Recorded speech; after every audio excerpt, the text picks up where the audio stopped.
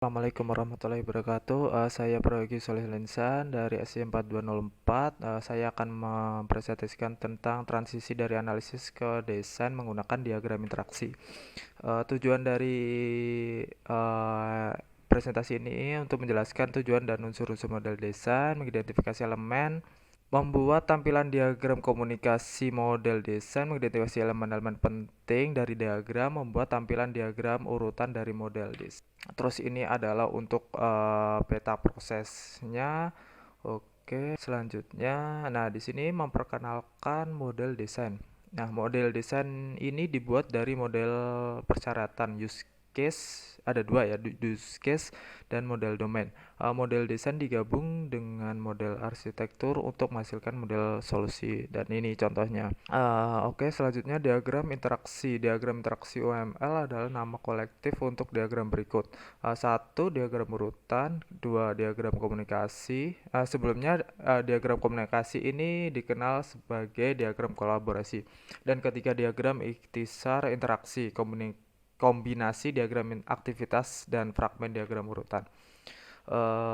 Setiap diagram interaksi UML digunakan untuk menunjukkan urutan interaksi yang terjadi antara objek selama satu atau dua skenario use case.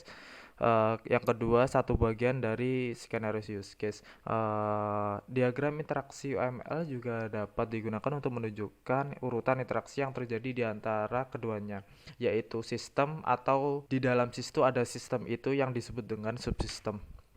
Membandingkan analisis dan desain. Analisis membantu Anda memodelkan apa yang diketahui tentang proses bisnis yang harus didukung sistem. Yang pertama itu use case dan yang kedua domain model. Desain membantu Anda memodelkan bagaimana sistem akan mendukung proses bisnis.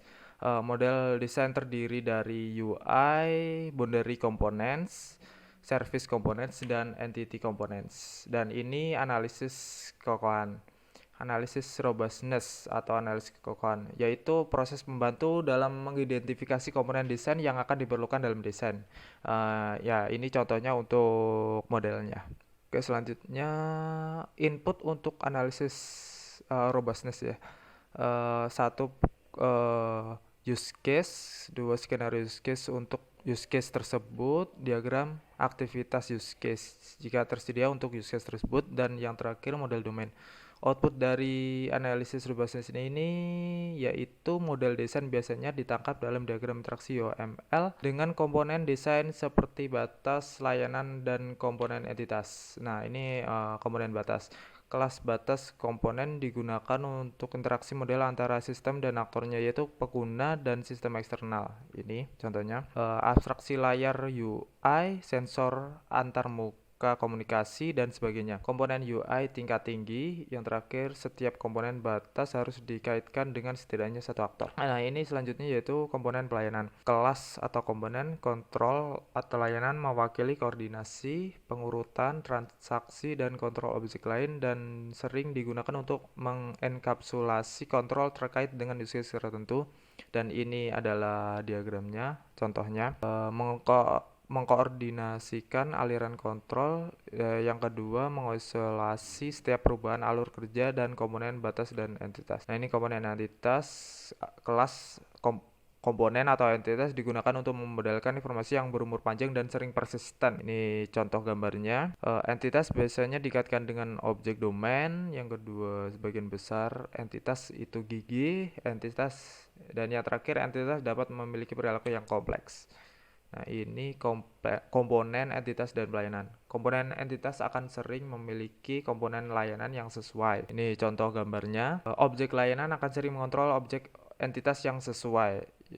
Objek layanan dapat mendelegasikan ke objek layanan lain. Nah, ini adalah komponen boundary dan entitas. Komponen boundary sering dapat mengambil atribut keberadaan entitas. Ini contoh diagram dari komponen boundary dan entitas.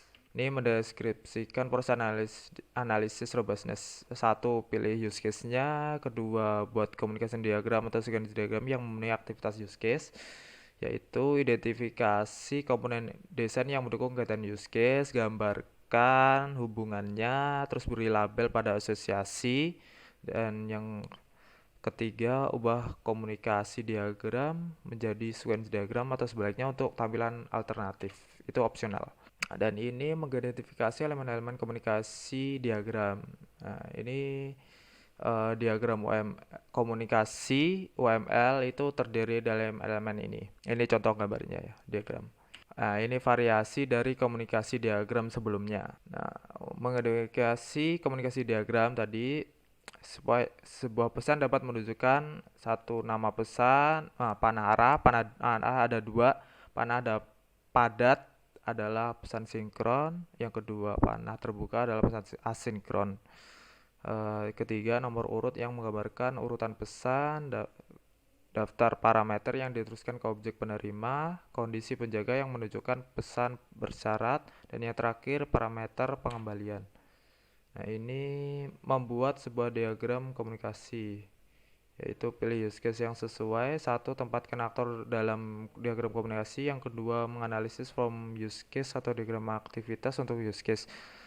Untuk setiap tindakan dalam use case itu yaitu mengidentifikasi dan menambahkan boundary komponen, terus service komponen, entity komponen, dan yang terakhir itu interaksi lebih lanjut, penemuan metode baru, batas layanan, dan entity komponen lainnya.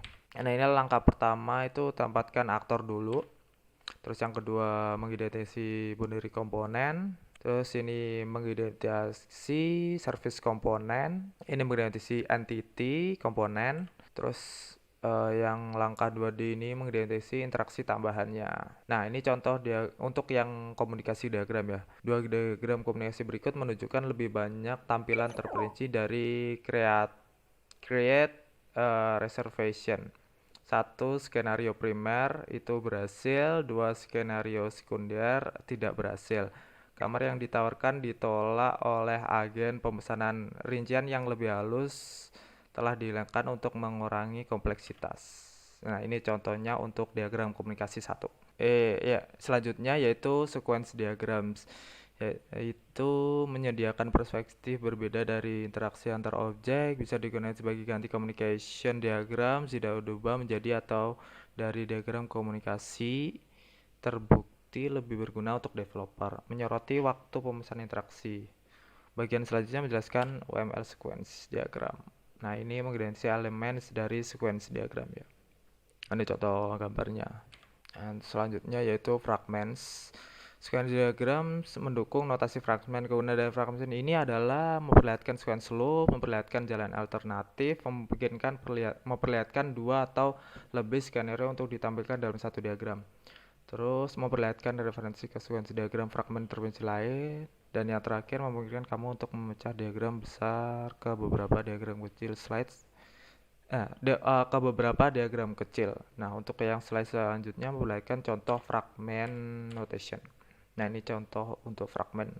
Contoh sequence diagram, 3 sequence diagram memperlihatkan pandangan dari create reservation lebih detail meliputi satu primary successful skenario dan sebuah secondary yang tidak berhasil ya dalam satu diagram menggunakan bagian AL. Yang kedua yaitu unsuccessful skenario di kamar ditawarkan ditolak oleh agen pemesanan. Yang ketiga, sebuah fragment sequence diagram memperlihatkan detail lebih baik untuk bagian get reservation detail dan termaksud bagian dari loop. Ya, ini contoh satu sequence diagram. Ini terus yang kedua ini contoh dua sequence diagram. Ini contoh sequence diagram yang ketiga bagian. Nah, untuk yang terakhir yaitu kesimpulan. Interaction diagram digunakan untuk mengidentifikasi desain komponen yang memenuhi sebuah use case. Yang kedua yaitu object interaction bisa divisualisasi dengan sebuah UML. Ada dua diagram, yang pertama komunikasi diagram, yang kedua sequence diagram. Udah itu aja. Terima kasih. Wassalamualaikum warahmatullahi wabarakatuh.